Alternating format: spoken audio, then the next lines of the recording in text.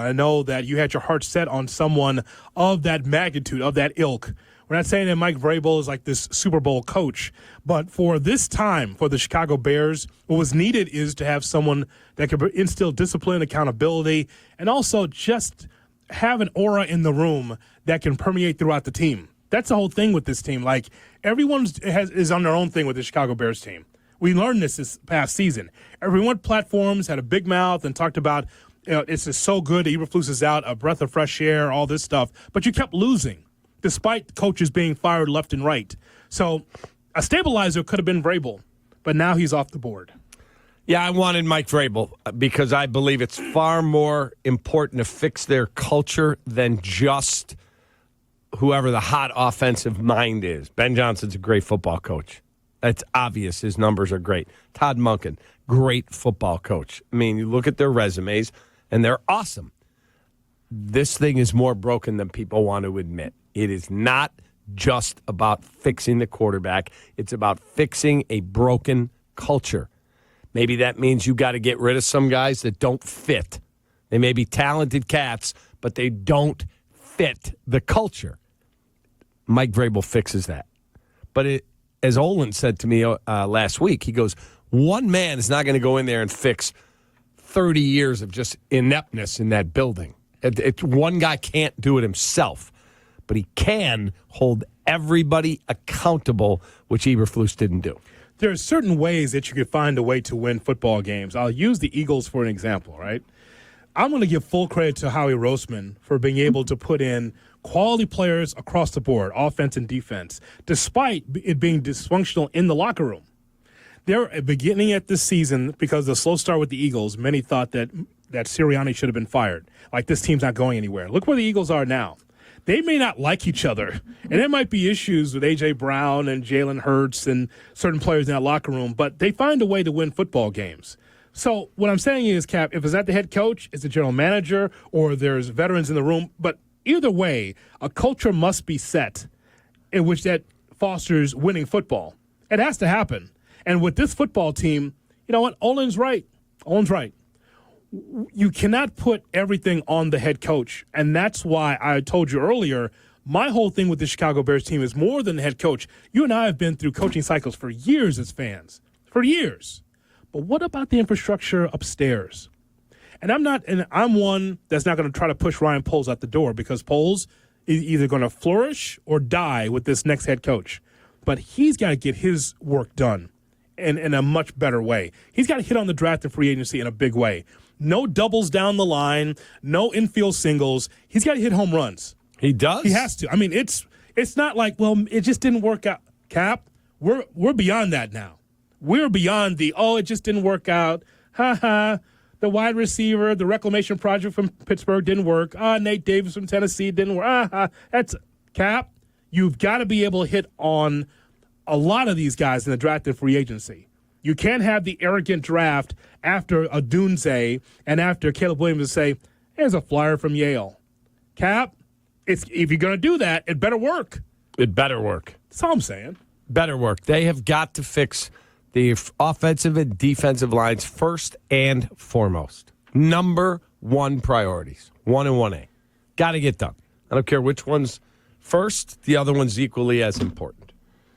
So there's so much talk about who the head coach could be.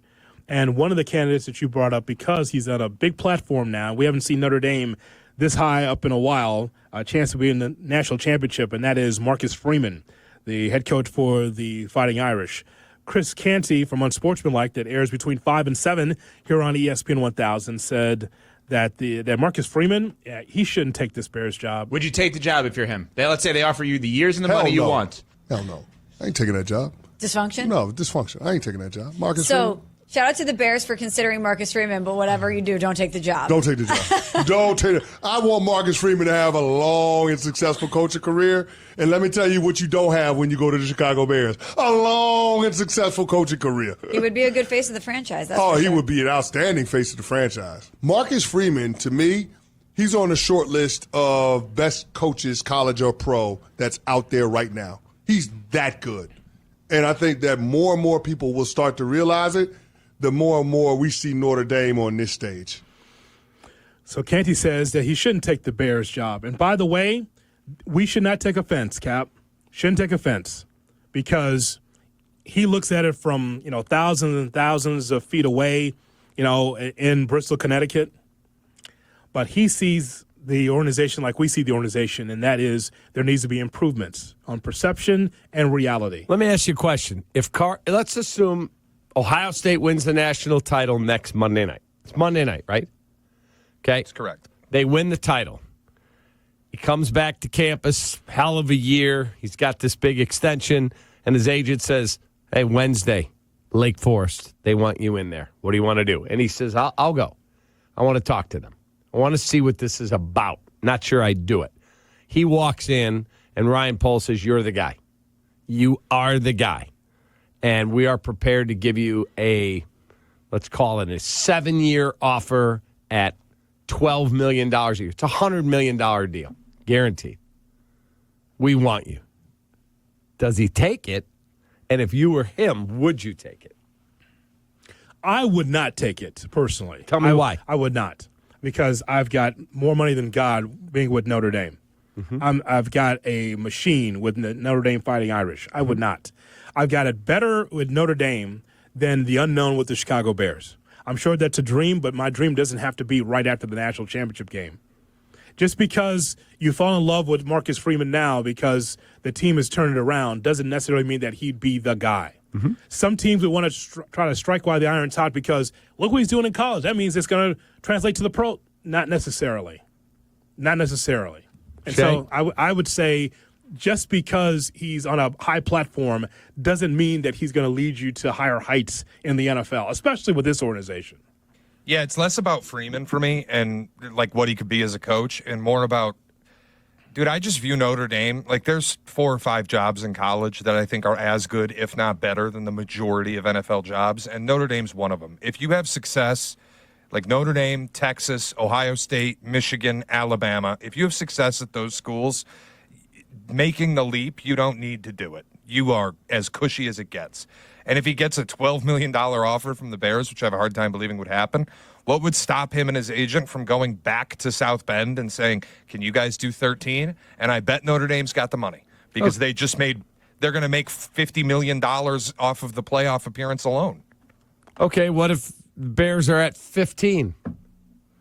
What if they would? What if they said, we've got to get him There's a price for everything, but that feels like Fantasyland. If the Bears go to $15 million a year, he'd say yes. How many guys are sure. making that in the league right now? I know, but it's the Bears. We cover the Bears. I get it. We're not San Francisco. We're not, again, upper echelon teams, not Kansas City. We're not even close to that. But this hire is the most important decision in the history of the franchise. I understand that, but we cover a team that's closer to being a mom-and-pop shop than Whole Foods. Don't disagree. But again, this is the most important hire in the history of the franchise that you have to get right. You were given this golden ticket of Caleb Williams. The first year did not go well in terms of wins and losses. The structure, everything sucks. If all their homework says that guy is a superstar, we got to get him. There should be no price. Price shouldn't matter.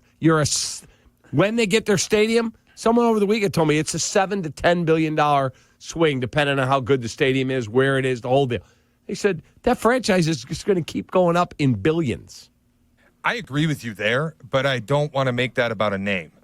Like, if they do all their homework, whoever they decide is the best guy, price should not be an issue. If it's Ben Johnson and it's $15 million to get it done, it shouldn't be a problem. If it's Mike McCarthy and it's $15 million to get it done, it shouldn't be a problem. I don't care who the name is. It's just the reality. Is that really going to happen? We've never seen it. So how can we sit here and say that's going to be what's going to happen? What you want and what the Bears want are two different things. What I want and what the Bears want are two different things. I'm always preaching about the top shelf. I'm always preaching about how this team is in a major market in Chicago. Of course, you should be able to shop at the top shelf. Sure, you should pay through the nose for what you want. But that's not what happens here, Cap, because second place is good enough. And that's the credo around here. Second place is good enough. If you get to first place, we're here. I can't believe that we're here. And if you're lucky to win a championship, it's awesome. But otherwise, just keep paying, fans. Just keep paying through the nose. And if we get to second place, at least we got the carrot on the stick. It makes you be able to re-up your tickets for next year. That's exactly where we are. And so, yes, you are correct, Cap, but we also have to live in the reality on planet Earth in 2025 that the Chicago Bears are not in that stratosphere. But it's unfortunate, but it's the truth. But what I don't understand is if you're right. I'm not saying you're wrong. What I don't understand is, okay, you want to keep, if we follow your premise. I'm not saying it's true. I'm following your premise that you just laid out. We want to keep competitive because we want to just make money. Well, if I roll in there with a check and go, $8 billion, I want them. You're getting all your money. Like, why don't you just sell it then? Did you not say that with the Cubs for years? I did. Okay. What I'm laying out is nothing new. I'm just reinforcing the fact that that's the way it works. That's the way it is. When we hear from Courtney Cronin that it could be, is it Joe Brady? Yeah. Joe Brady. Yeah, I don't care if it's Bobby Brady. I don't want Joe Brady. Now, maybe I'll be doing a show here, God willing, 6 years from now going, wow, this guy's the best coach in the league. Great. You hit one. Great. But I don't want somebody I want cachet. That's what I want. I get it. But this is where you are. It's more than just the head coach, though, Cap. I keep telling you. It's more than that.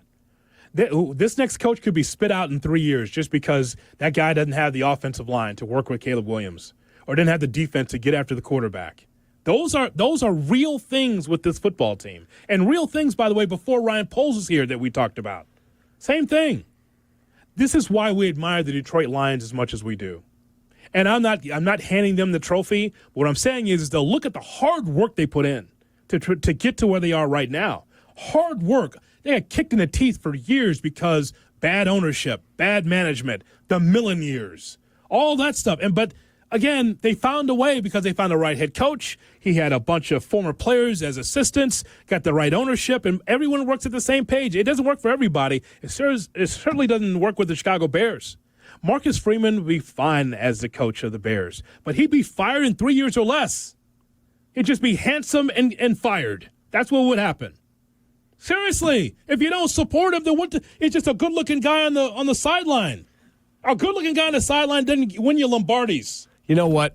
Am I right or wrong? You're not wrong. Okay, so so what's the disconnect? This is what it is. But at some point, either blank or get off the pot. Like if Mike Tomlin becomes available, what's the cost? I don't mean the contract. I mean the draft capital you have to give up. People who don't like him will go, well, the last time Mike Tomlin won a playoff game, Obama was the president. Correct. That's a long freaking time ago. Yes. Yep. So I understand some of the trepidation about him. He's still Mike freaking Tomlin. He's going to go to the Hall of Fame. I would give him a new shot. Absolutely 100%. I hear what you're saying in my headphones is, damn it, try. That's what I'm hearing. What I'm hearing from this side of the desk is, just try. Just roll the dice. Imagine what would happen. It would increase your chances to win if you were just all on the same page. Head coach, but then the general manager has to be on that same page too. The hire of the head coach is one thing. But what about your job after that? Well, we got our coach and our coaching staff. What about you? What are you going to do to try to help this team be better around Caleb Williams? That's the star of the team, Cap. That's your cornerstone. What are you going to do to support him? And how long does that take? Fair. And by the time you get to where you want to be, is that head coach still in place? Probably not. Because that's how things work around here. You just hope that it's different. This is just the way it is. I don't even care who the name is anymore. Like, obviously, my preference is Ben Johnson. It is what it is. Mm-hmm. But I just hope that we don't end up getting to the end of this and they hire the third OC on the board for $7 million a year when you could have had Ben Johnson for 12. Buckle up. You hire the retread head coach who's not Vrabel, or you don't trade for Tomlin, and you get the more financially responsible, we'll call it, guy. That's what I like. Hoodie, you said, damn it, try. To me, if you spend top shelf for a guy like Ben Johnson, you are trying.